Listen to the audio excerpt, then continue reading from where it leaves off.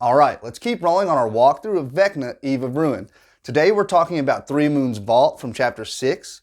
I'm Dad the Dungeon Master, I've been a DM for over a decade. I am a published author and I have already run this campaign, so I've made all the mistakes and I'm going to help you guys avoid those. So let's get into it. As a little background, the world of Krynn has three moons. A silvery white moon called Solinari that is the face of the god of good magic. A red moon called Lunitari that's the face of the god of neutral magic. And a black moon called Nuitari that only followers can see that is the face of the god of evil magic. Long time ago, chunks of the red moon broke off, rained down in this mountain range, and left huge craters. Some old mages, some sages who wanted to study the powers of the moons took one of these craters and built three towers, one to each of the gods, each of the moons. Later, forces of Soth, Lord Soth, the big evil bad guy warlord, he sent his armies and they took over these towers and built walls in between, making this big fortress called Three Moons Vault. It was specifically to house prisoners and treasures that Soth didn't want his enemies getting. The cataclysm from the history of Krynn broke some of the White Tower, so it threw off the balance of the moons a little bit as far as these towers are concerned and their research, but that's how it stands. Fortress, three towers, the White Tower is damaged. In the last video, I talked about your party helping out these werewolves called the Blue Fire Wardens. They're good guys. You talked to one of their members who told you about their leader getting captured. She cast a little ritual over Riffle, a Kinder, which is like Krynn's version of Halfling, that protects him from the Shroud of red moonlight that's covering the entire vault right now. And he took you guys to go to the secret entrance of Three Moons Vault. That Shroud of red moonlight that her ritual protects him from, and anybody within 10 feet, it is being created by the ritual being done by Teramani Night's Edge. Any lycanthrope that enters that area, they will be forced to transform into either their wolf or hybrid form, and they have the poison condition, unless they are reduced to fewer than 10 hit points or they have Remove Curse cast on them. And I talked about this last time. It's a little weird that Remove Curse would stop that forced transition because lycanthropy is technically a curse, so wouldn't Remove Curse just make them stop being a lycanthrope altogether? I don't know, but that's how the book says to do it. I did not address that because it didn't really come into play.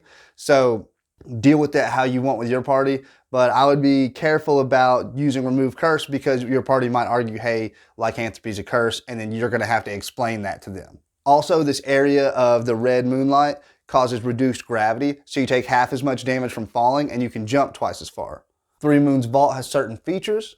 The ceilings are all 10 feet high. The doors are all stone slabs set on brass hinges, and unless noted otherwise, they're unlocked. And there are 6 moonlight mirrors scattered throughout. There's 2 for each of the 3 moons, and each one of those emanates light in a 20-foot radius that is the energy, the same light and color as the moon that it is tied to. Like I explained last video, Teramani Night's Edge is an archmage who serves Lord Soth.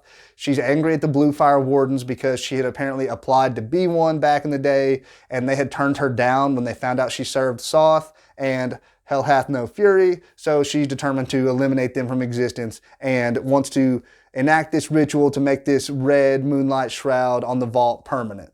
The main entrance to Three Moons Vault is heavily guarded, so Riffle will lead you up a goat trail to this back side entrance that is used as an escape tunnel for if the fortress were overrun, the higher-ups could get out this way. The goat trail leads to an area with 2 pillars and 2 tall statues in front of 2 stone doors. So the 2 statues are actually Moonlight Guardians, and it says that they activate and attack any intruders on sight. What I did is I had the statues wait until somebody interacted with the door. The door is trapped. It's 2 stone doors with crescent moon handles. If you cast Detect Magic, the door is emanating evocation. And if you touch the handles, a trap will be triggered. It's a DC 17 con save, or you take 5d10 radiant damage. And a 30-foot cone of intense bright light activates for 1 minute. If you are a lycanthrope, or if you're not in your true form, you have disadvantage on this save.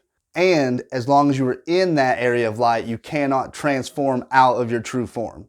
So what I did was I had the trap triggered, and then while they were dealing with that triggering of the trap activated the statues. So they had this fun little altered battlefield where they were dealing with this semicircle of light. They had to back out of that, and the statues were fighting and using the light to their advantage. So it just made it a little more fun instead of just the same basic slog against 2 enemies in the standard battlefield. You'll notice as you watch these videos that I like to try and make combat more interesting. I like to change things. I like to mix things around because combat can really be a slog, especially once you've played a lot of D&D. If combat doesn't have like fun, interesting quirks, it gets to be pretty boring. The anteroom has a tall elven statue and an inscription in Elvish on the bottom says, "It is not surrender. Live to fight again another day." In this room, there's a +1 longsword, a shield bearing the symbol of the Order of the Rose, a black breastplate, and a small unlocked chest containing a potion of vitality. I tend to make things that the book says are unlocked, especially chest or strongboxes, locked, just for the rogue to have fun picking the lock. So if you have a rogue in your party or somebody that likes to use thieves tools, just make it like a DC 20 to unlock that box, just so they can have the fun of unlocking something, using their skills. If you want, you can make that longsword a +2. Your party should be getting +2 items at this point. I mean, they're level 15. And this entire adventure is like a steamroll on their way to a level 20 encounter with Vecna. So you definitely want to start giving them powerful magic items to go along with their more powerful abilities. Area V3 is just the escape tunnel, and you can see where they've pressed the map together so it's not actually 100 feet long, but you are traveling 100 feet to get to the end of this tunnel, and the door has a rune next to it that can easily be activated to open it. If you were to approach this door from the other side, you would have to succeed on a DC 20 investigation check to find the rune to be able to open the door. But since you're coming from the direction they would be escaping, the rune is obvious, which doesn't make a whole lot of sense, because if the tunnel is used to escape, wouldn't it make more sense if the symbol was obvious from the inside and you couldn't find it from the outside? That way people couldn't sneak in the escape tunnel. But hey, that's what the book says. I had my guys roll investigation and said that the runes were faint on both sides. So area V4 is just these hallways. And whenever Akazi, the leader of these undead down here, is not present, a wraith named Guerthel is in charge, and these 4 wraiths lead a small army of undead that is stationed in area V8. So wraiths are pretty nasty. Your party can handle them fine, but some of their abilities, they will be a pain in the butt. So I kind of ran this dungeon more as like a heist instead of just a straight slog, fight your way through. So toward that end, whenever they came through the secret door, I had them immediately hear the wraiths talking in a language they couldn't understand. And they were able to see the 4 wraiths kind of arguing with each other. The wraiths do have a horn, a hollowed out goat's horn that they can use to summon the undead in area V8, which they will do if they see the party. One of my players rolled perception, he rolled pretty well, so I made it where he could see the iron key around Guerthel's neck. So they kind of figured they are wanting to break Valendar out. He's probably in a cell that needs a key, so they correctly guessed that's probably the key. So they set up an ambush and they jumped the wraiths. They had a quick combat, but the wraiths did blow the horn. In V8, I'll talk about it in just a minute. Area V5 is the Scrying chamber. There's a 15-foot silvery sphere hovering over a hexagonal dais. And if you've ever seen the movie Sphere, that's basically what you're looking at. If you touch it, it feels like cool liquid. If you touch it, at the other end of this sphere, Lord Soth has the other phone, and he will hear a dinging in his chamber and he will respond. If he responds, his face will appear made out of that silvery liquid. And if the players respond with anything other than deference, he will send like a simulacrum type entity of himself through the liquid. It is a death knight formed out of this liquid and he will attack the party. Luckily, my party, they asked if they could roll to see if they recognized the person. They succeeded. I explained that they would have some understanding of who Lord Soth is because everybody's been talking about him since they arrived in Kryn. And so they were like, "Oh, sorry, sir, we didn't mean to touch the sphere." And they were able to avoid that combat. Area V6 is empty cells. It's just the detention area in the dungeon. If you wanted, you could add NPCs that the party may have met in past games, like completely separate campaigns just for fun, just so that you're probably like, "Oh, it's, Fred, the NPC from that campaign we ran 2 years ago in Icewind Dale." That's a fun thing you can do. This area is not super important, but there is empty space for you to use creativity to make this area more fun. The door to area V7 can either be unlocked with Guerthel's key, or it's a DC 16 Thieves Tools check to unlock the lock. So in Area V7, you'll find a chamber that is bathed in that same red moonlight energy from outside, and like kneeling, crouched down in the center of the room is a werewolf who seems to be in agony. And the moment that you open the door, he will charge at you, claws out, because he assumes that you are members of this fortress and you're coming back to torture him some more. This is Valendar, the leader of the Blue Fire Wardens. He is disoriented from his time in prison, and the red moonlight is making it where he can't transform out of his hybrid form. So the party is pretty much gonna have to fight him. And once you get him under 10 HP, he will revert to his normal human form and he'll be able to have a conversation with the party. He can explain about the Lunariums up at the top of the vault, about the special crystals that have been positioned up there. He can explain the general layout of the vault. He can explain how the magic of these moons is balanced very precariously, and if you disrupt that balance, it might start the ritual, but he doesn't know exactly how to do that. And he can explain that along with the mirror in his cell, there are 6 total moonlight mirrors around the vault, 2 for each of the different moons, and that they shine light analogous to the moonlight of each of the moons they're tied to. So as I explained in the last video, I didn't have Argentia explain about Teramani's ritual and how to stop it, and about Orinx, the lunar dragon, because I didn't see how she would know those things. And I planned on having Valendar tell the party. So obviously Argentia knew about the red shroud and how it was probably tied to this ritual that she was doing. But as far as knowing that she learned about the ritual from Orinx, the lunar dragon, and all that, I didn't have her tell the party that. And I also did not have Valendar tell the party that. I ended up deciding to do something totally different with the end of this chapter. So as cool as lunar dragons are and Orinx is, there is not a ton of explanation about Orinx's personality or what he's really up to, why he's wanting her to do this ritual. So I took Orinx out. I have another fun surprise you guys will hear about when we get there, but Orinx is not a part of my story, so I do not have Valendar tell the party about that. If you really, really like lunar dragons, you got a lunar dragon mini you're really wanting to use, go ahead and use him. But I did something else. Valendar does have a secret for the Power of Secrets mechanic. I've explained to you guys over and over again. I completely cut that mechanic out and replaced it with my own mechanic. If you want to hear about what I did with the Power of Secrets, go look at my Secrets of Power video. But Valendar's secret is basically the same secret that like half the secrets in this book are. He didn't plan well enough, he didn't do a good enough job, and he's ashamed of himself. So if you're doing the regular one, that's his secret. Whenever Valendar is done talking to the party, he will say that he needs to get out. And so he runs off to go flee with Riffle. So back to Area V8. This is a garrison. There are 16 skeletons, 9 zombies, and 2 ogre zombies in this room. When we played, they jumped the Wraiths blew the horn, and these guys came to fight. I gave the party a couple rounds to deal with the Wraiths before the other enemies showed up. They mostly had the Wraiths pretty worn down by the time the other enemies got there. So this is how I handled this, because as I've said, combat can be long and drawn out and boring. One of the things that D&D 4th edition did right is minions. So a minion is basically an enemy that only has 1 HP, and as long as you land a hit on it, you will kill it. I made all the skeletons, all the zombies minions. So a single hit, if they did any damage to them, they would kill them.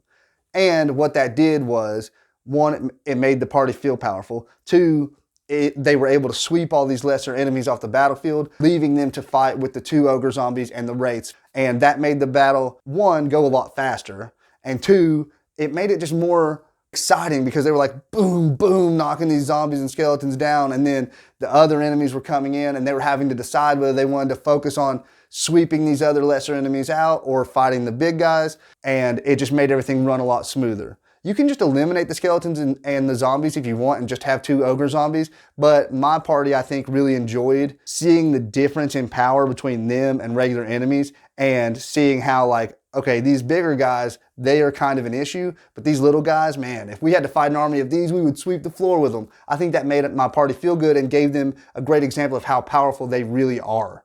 Area V9 is a winding staircase. Its only purpose is to connect to Area V32. Area V10 is a little weird.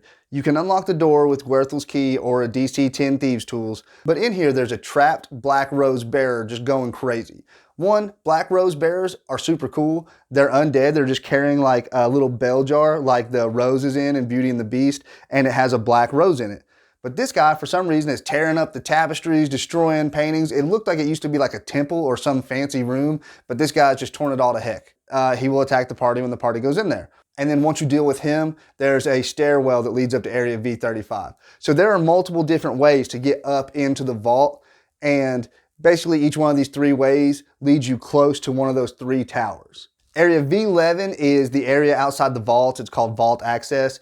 Basically, the only thing in here is 2 Minotaur skeletons that are defending the vault. I, like I said, tried to run this as more of a heist, and my party had already done a bunch of combat down here. So I just eliminated those guys. Minotaur skeletons is a cool idea. I think they're really neat. I would like to run them at some point, but I just didn't want another, like they fought the Wraiths called the zombies, they fought the zombies. They had a little aside where they dealt with Valendar and the silvery ball of Scrying. Other than that, it's basically been combat, and I really wanted to push like the stealth heist. So I just eliminated those Minotaur skeletons. Keep them in there if you like them. All these areas, the V12s, A, B, C, D, and V13 are all vaults. Each one of their doors can be opened with either a DC 18 Thieves Tools or a DC 18 Athletics check.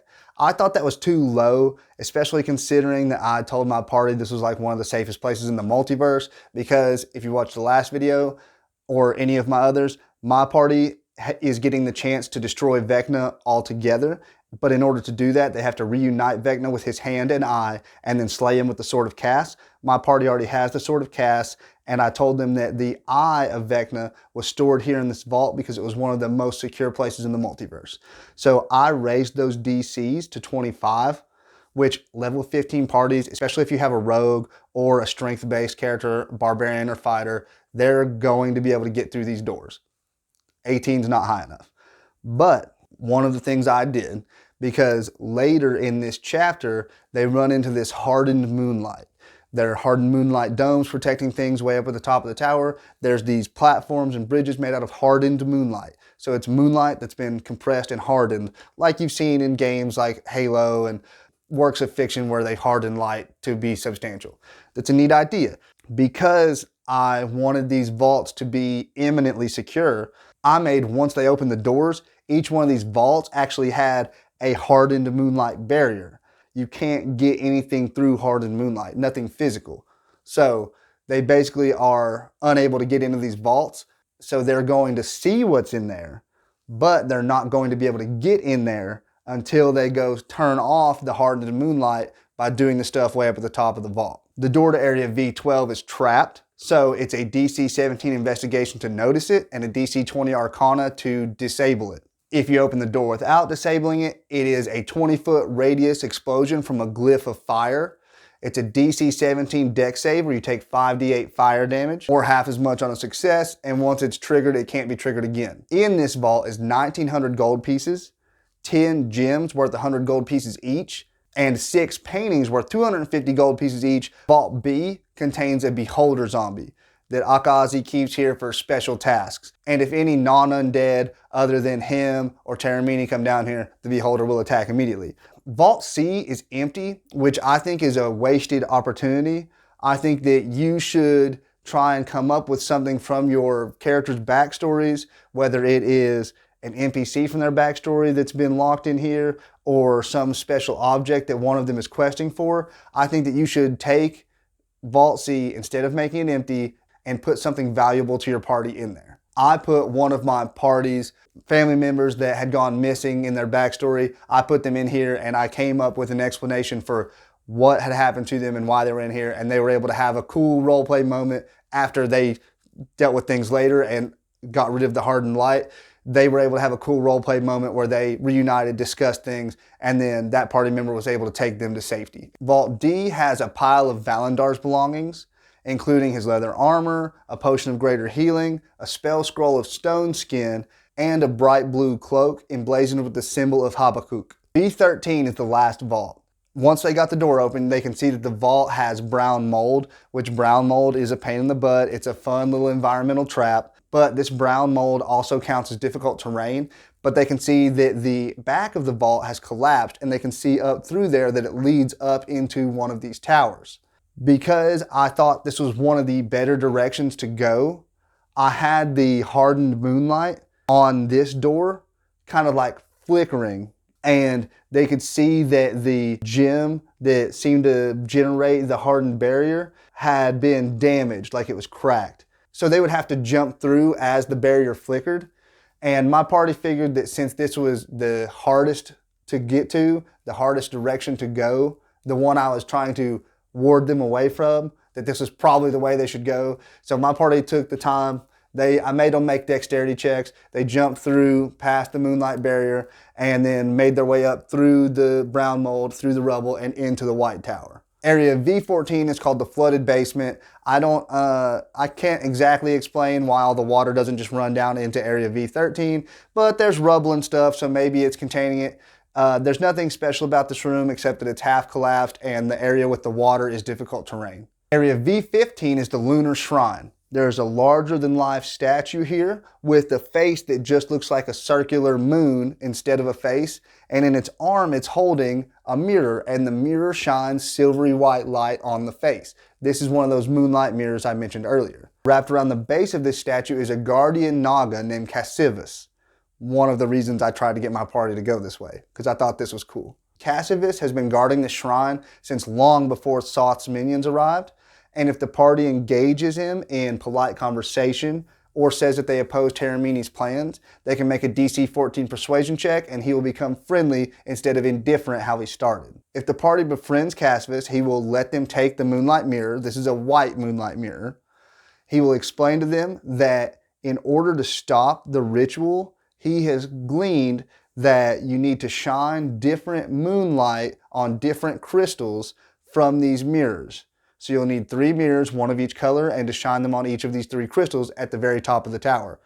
But in order to figure out which ones you need to do, you need to go to the Orrery and study the positions of the moons at the given time. And depending on what phase the moons are in at that time is where you need to shine the mirrors.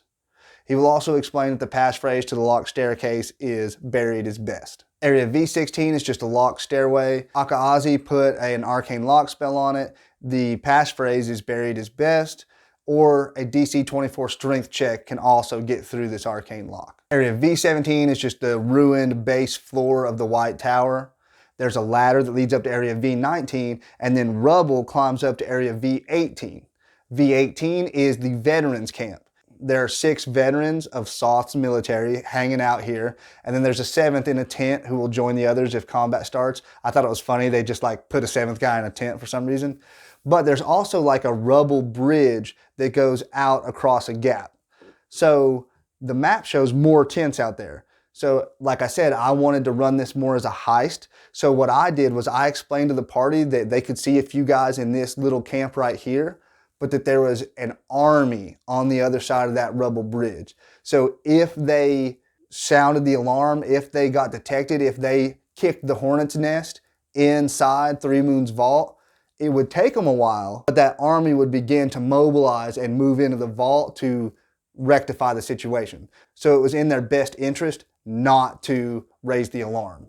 Area V19 is the White Tower lookout. There's a single human here in armor. She has a hollowed out goat's horn so that if she sees the party, she'll blast it and that's it. The jig is up. They've got to rush to try and finish this before that army mobilizes and gets in there. She can pull the ladder up from Area V17 so the party can't get up there. If the party wants to keep going up this tower instead of going into the courtyard, they have to get up there and deal with her without raising the alarm. My party was able to do that. They have a rogue that is pretty good at what he does. He's an assassin, so. And don't tell my party, but the rogue is actually cast in disguise. Area V20 is just a ruined shrine. The only things in here that really matter are the staircase that leads up to the Lunarium above. And the tiles and the floor are kind of messed up. Everything looks kind of messed up in here. And if your party searches the floor, a DC 12 investigation will find another white moonlight mirror wrapped up in cloth. My party didn't have any reason to search the floor. They didn't search the floor, but it's okay because they got that moonlight mirror from Cifus down below. And to be honest, because Cifus is like the only NPC that knows about reading the Orrery to figure out what light to shine on which crystal, I would try and get my party to go run into Cifus. If they didn't come up from the bottom of the White Tower, I would try and encourage them to go run into Cifus somehow. I'll talk about the Lunarium and the entire top of this vault at the very end. That map is separated because it's like the final thing.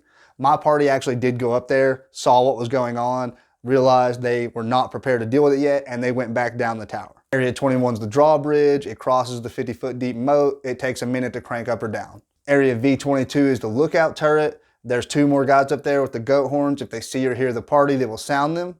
The allies from Area V18, the veterans camp, will immediately come. My party didn't think to look out for guys up on the wall, so they just walked out in the center and crossed over to the barracks. And as they crossed, they did try and stealth, but one of them rolled a natural 1, like the third really poorly timed natural 1. So those guys up there blew their horns. My party took those guys out from range really quick. And then while some of my party fought the 8 veterans that came from Area V18 and 19, one of my other party members went and cranked up the drawbridge.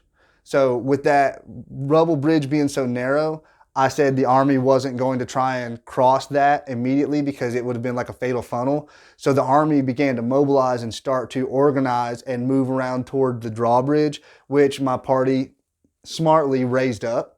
So I said they had some time, they didn't know how much, but they had some time before the army got to them, but that they needed to get on with getting their mission done and get back out the escape tunnel, or it was going to get to the point where nothing would save them. Area V23 is the wall walk. It's just a walkway that goes around the top of that wall and it goes in and out of each tower, and you can reach it from several different areas with stairways that lead up out of the courtyard. Area V24 is the rookery. It's basically just this big elevated wooden cage that has 2 bone rocks in it, and they are used to transport people up and down the mountain, kind of like the owl in the mountain in Ocarina of Time, and Link can just ride it back down the mountain. That's what they use these bone rocks for. Area V25 is just the courtyard.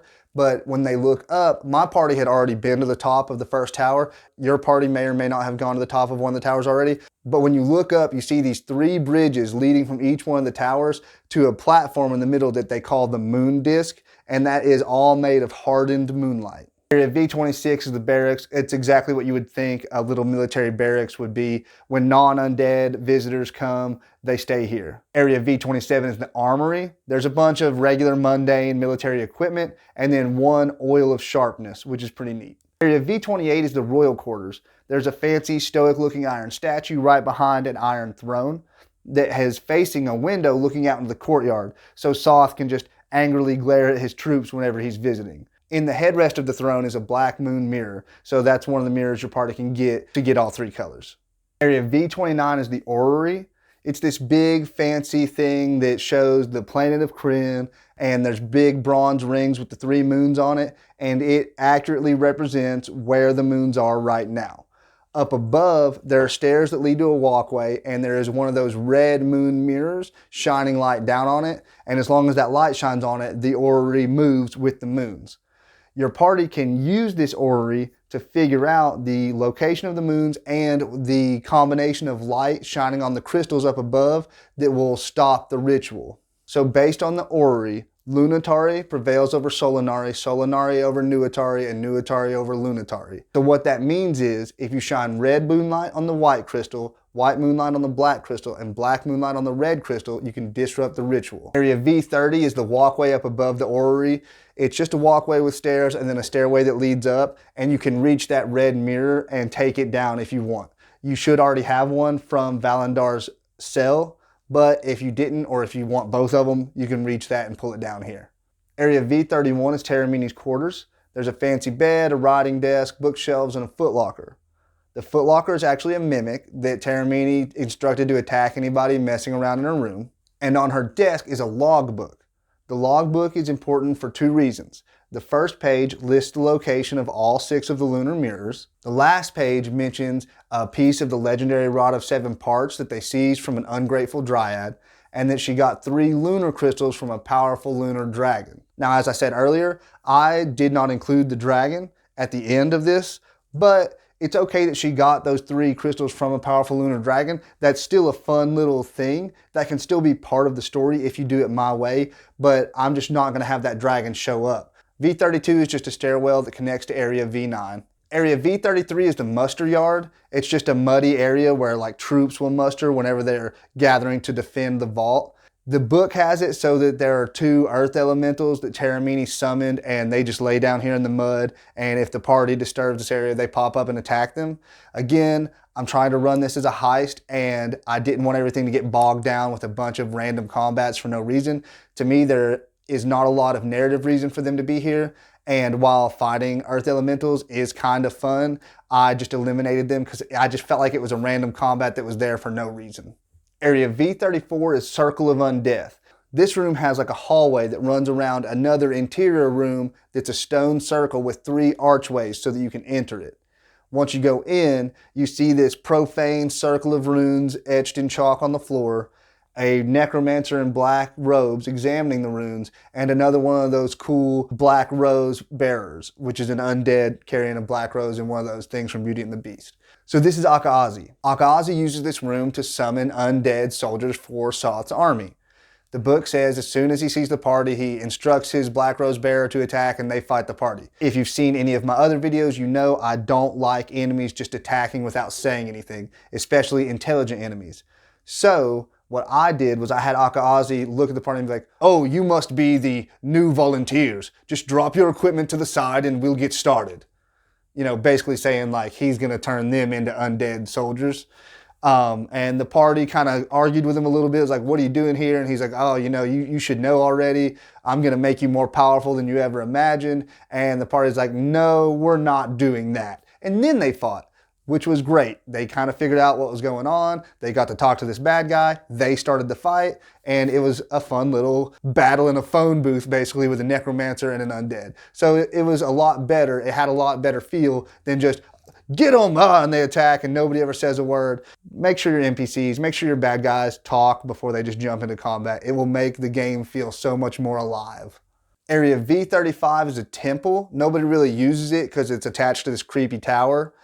It has a secret door for some reason that leads out into the courtyard. It's a DC 13 perception to detect. And in the back of the altar is a hollow that has a wand of enemy detection. And there's a staircase that leads down to Area V10. So if you went through Area V10, this is where you would have come up. Area V36 is Akazi's quarters. There's just a simple bed mat and then a circle cut out of the floor in the middle. And there are chains attached to a black moonlight mirror hanging above that shines down onto his profane ritual chamber. It's a DC 15 sleight of hand to get that mirror out of there. And if you fail by more than 5, it drops to the floor below, and I assume it shatters, though the book doesn't say that. But luckily there's 2 that you can find, so if you drop this one, you can go get the other one from the throne room. Area V37 is the aviary. It is filled with 20 ravens that are used to send messages. They'll squawk loudly when the party comes in. And there's a staircase that leads up to the Lunarium above. I think this is a fun flavor room just to have ravens that deliver messages. I enjoyed that. So the upper levels, the 3 Lunariums and the moon disc. Each one of the tops of these towers has a crystal for the type of moonlight that the tower represents. A white crystal on the white tower, red on red, black on black. And each one of these has colored glass domes, 6 pillars with a glass dome on top and panes of glass between the pillars that contains the crystal and only lets the color of moonlight that each crystal needs for power through the glass. It filters out the black or the red or the white and the red, whichever. And then around that is another dome of hardened moonlight. That moonlight is being generated by the ritual. This moonlight is immune to all damage.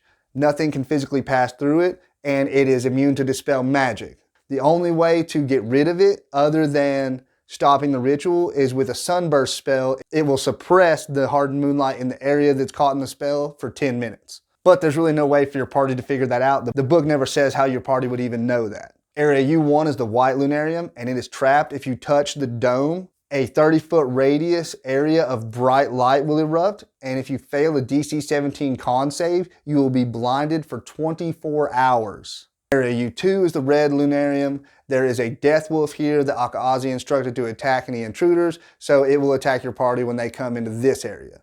Area U3 is the black Lunarium, and just like the death wolf in the red Lunarium, there are 2 black rose bearers here that have been instructed to attack intruders. Area U4 is these 3 moon bridges. They're just the hardened light bridges that lead out to the moon disc. Area U5 is the moon disc. Teramani is out here with outstretched hands performing her ritual with the piece of the rod of 7 parts hovering between them. She says, death to all those who oppose Lord Soth, death to those horrible Wardens, and you'll never stop me. The book basically says that you can't stop her unless you disrupt the ritual, but there's nothing stopping the party from like just walking up and attacking her. So I don't see why they wouldn't just do that. So I made it so there was a dome of hardened moonlight around her as well. So until they were able to disrupt the ritual, she could not be stopped and she couldn't even be approached. And I didn't have her shout at the party. I had her fully committed, focused on completing her ritual. Once the party stops the ritual, which they can do either by shining the moonlight, like I said earlier, or if they happen to use the sunburst, get through the hardened moonlight, if they remove one of the crystals from its pedestal, that will also stop the ritual. So the book says that when the ritual is disrupted, she screams in rage, pockets the rod piece, and attacks the party, and fights to the death. But the book also says that when the ritual is disrupted, the Shroud of Red Moonlight stops and all of the hardened moonlight disappears and anybody standing on it falls the 100 feet to the courtyard below. So she would also fall. So she wouldn't have time to, she'd probably have time to scream, but she wouldn't have time to pocket the rod piece. And if the party's out there, they also fall. It also says that once that happens, where the moon disk was, a portal opens to Lunatari, and the adult lunar dragon Orinx comes through, and his displeasure with Teramani, he goes to attack her, but he'll attack everybody. The book says she also will gather the forces of the vault to try and fight off Orinx. So it's a little bit confusing because it says she'll attack the party, but it says she's going to start working on gathering the forces to fight off Orinx. I thought it was cool that she got the gems from Orinx, but other than that, he's barely mentioned. And the party's already fought a couple of bad guys at the end of chapters earlier that were forms of dragons. So this is what I did. Once she fell, which my party also fell, I let them roll acrobatics checks to have the damage. She obviously got hurt from the fall. She's an archmage, so she's powerful, but her HP isn't crazy high. And when she's laying there and her head's busted and blood's running down her face, she stands up and then she shouts the stuff about death to all those who oppose Lord Soth and to those pitiful Wardens. But as she's screaming at the party, I had cracks start to form all over her body and light started shining through, almost like lava coming up from cracks in rock. And as this light brightens, a voice that's not hers comes out of her mouth and says, "You've disappointed me for the last time." And then her body erupts and standing in her place is Lord Soth. Now, I know some of you guys will think I'm crazy for having my party fight Lord Soth, but they're level 15, there's 5 of them, and we're going on this world tour of all the best settings from D&D for the last 20 years, and I wanted them to fight one of the landmark bad guys from this setting. We fought Shroud when we were in the Shadowfell, so I figured let's fight Soth and Kryn. And they put a stat block for him in the back of the book, but they never mentioned anywhere where you're supposed to fight him. So I said, now's the time. He has Word of Death, but he can only use it once a day. And he has Cataclysmic Fire, which does a bunch of damage. And if you're killed by it, you're raised as a skeleton, but he can also do that once per day. And there were other lesser bad guys swarming around, and they were fighting them a little bit, but they were mostly focused on Soth. I did have 2 party members die, but they didn't die from the Cataclysmic Fire, so they weren't raised as skeletons. I have a cleric. He's been revivifying people left and right. At level 15, death is more of an inconvenience than an end of your character. So it was an epic battle. It will be remembered by my players probably forever. And they got to say they fought this iconic Lord Soth. Yes, it was brutal, but they survived. And once they were finished with Soth, they ran down to the vaults. They gathered all the loot. They got the Eye of Vecna. I also included a weapon similar to the Sunblade from the Curse of Strahd book, where the people who had been experimenting had taken a chunk of each of those powerful lunar crystals and combined it into like a hilt and made a hardened light sword like the Sunblade. And so, yeah, my players basically got a lightsaber, whatever. I made it +3, does extra radiant damage. If you guys want to know the exact stats I used for the hardened moonlight blade, you can put it in the comments and I'll put the stats in there. They got the rod piece. They made their way out, saved the day, and headed back to Sigil. If you've made it this far, throw me a like. If you want to keep up with this campaign, other campaigns I've done breakdowns of, current events in D&D, feel free to subscribe. I was lucky enough to get my channel monetized recently, so I have memberships live, I have a shop. You can get this hat, this shirt, and if you go to my shop, you will see that every shirt from medium all the way up to 5X is the same price, because I don't think it's fair to tax people for their physique, and I think you're buying what's on the shirt, not the fabric the shirt's made out of anyways. So go check that out. I'm also lucky enough to have gotten a collaboration with Mystery Dice Goblin. In D&D, we let dice decide our fate, so why not let fate decide your dice? They sell blind bags of dice, scoops of random dice, and there are some really beautiful ones you can get. And they sell all kinds of other D&D accoutrement. So if you go to mysterydicegoblin.com/dadthedungeonmaster and use promo code dadthedungeonmaster, you can get 15% off your entire order. Here are some other videos I've done that you guys might like. Thanks, guys, and God bless you.